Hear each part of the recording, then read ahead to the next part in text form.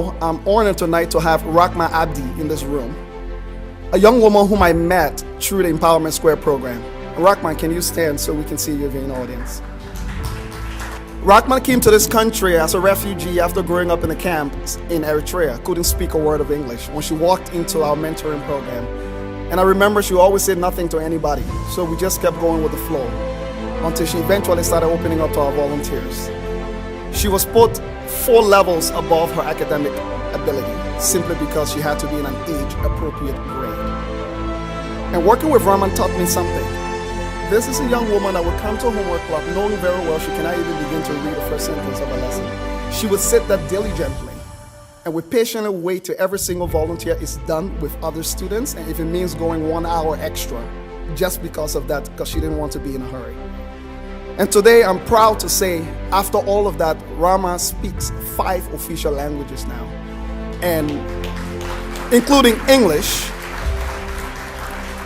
and graduated from high school about 3 weeks ago, successfully with a high school diploma.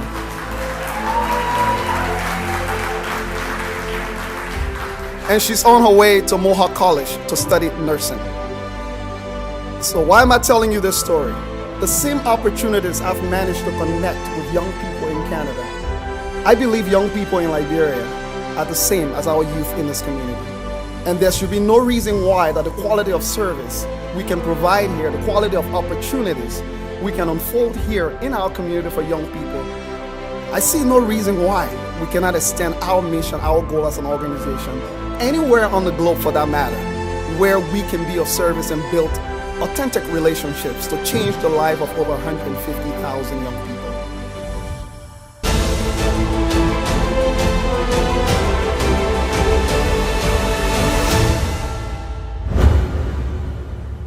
Let's now bring in the Executive Director of Empowerment Squared, Mr. Leo Johnson. I'm sure you've been listening in, Mr. Leo Johnson, to my conversation with Ndaba Mandela. He has a way, in a way, amplified the vision of Empowerment Squared, of giving the youth an opportunity sort of to lead.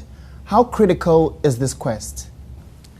Very critical, and in fact, that's been the driving force behind the idea of an organization like Empowerment Squared. And in many ways, I tell people that I see the work we do as a tiny fraction of the kind of vision that Ndaba had put forth for the African continent. And many people think this work is just for Africans, but in many ways I tell people, no, it's for the good of our world.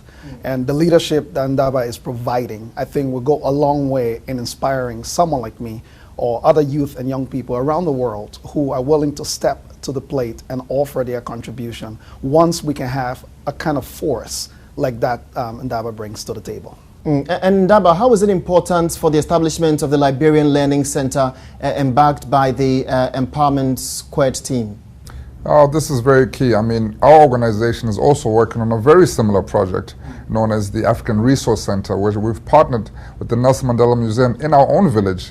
And we are starting with computer literacy, because kids in our village finish high school without even touching a computer. Now, how are we as Africans to compete on a global level when our kids do not understand the use of technology in the 21st century? And Leo, does that actually re-echo, the saying of Nelson Mandela that education is what, the world can use basically to transform and change the world into sort of a livable world, so to say? In fact, I would say that was one reason why when Ndaba put forth this vision, we saw it as a perfect opportunity for getting a platform to really re-echo that legacy and those words of Mandela himself. And I'll say this again, education has proven time and time again that it is the only thing that's going to work. Our ability to manipulate information, our ability to translate information to properly tell our stories and how we want it to be heard or how we want it to be perceived will be the defining factor, in my opinion, if Africa is supposed to get where it should be.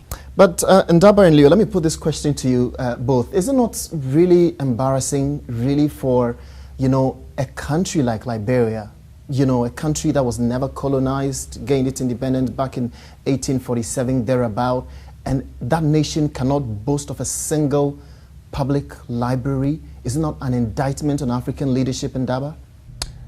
To be honest with you, we also need to understand the history of this continent, of this country. We cannot just purely, put a blanket statement and say that we're embarrassed because in 2016 there is no library in this. We need to understand the context of where these people are coming from. Even though they were not colonized, America had a very detrimental effect on the history of this great nation of Liberia.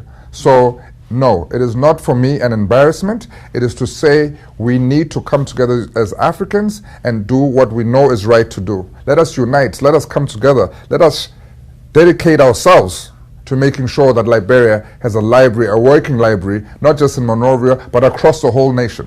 It's not an indictment at all. It's not an embarrassment for me at all. And it's all about entrepreneurship. Leo, you wanted to come in. Absolutely, and I will be just very succinct. I think what that shows us is that for too long, we've been denied the opportunity, we from these countries, from Liberia specifically, the opportunity to really take and provide the leadership that we should. We are not short of resources. We are not short of human capacity to do what we should do.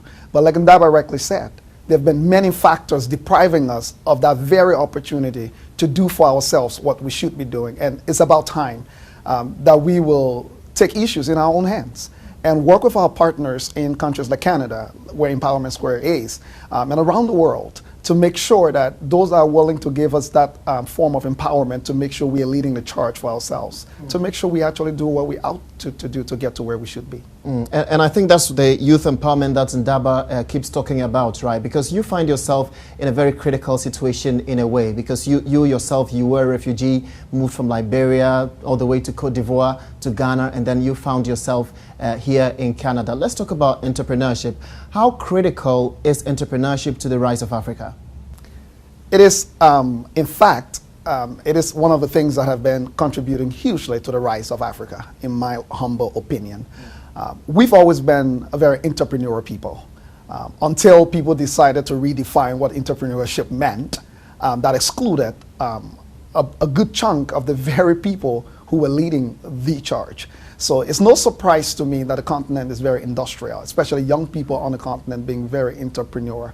All I can say is I think people are finally coming around to realize that this didn't just happen overnight. It's been happening for a long time. Unfortunately, the credit hasn't been given to where credit is due, and the kind of support that was needed hasn't been provided. And that's why I'm quite excited about this project in Liberia, the Liberian Learning Center, but also quite excited about the vision that someone who comes from a powerful platform that has been built by the legacy of Nelson Mandela, like Ndaba, is willing to step up front, no matter where he is, no matter who is in the room, to say this is what we should be doing to get to where we should be.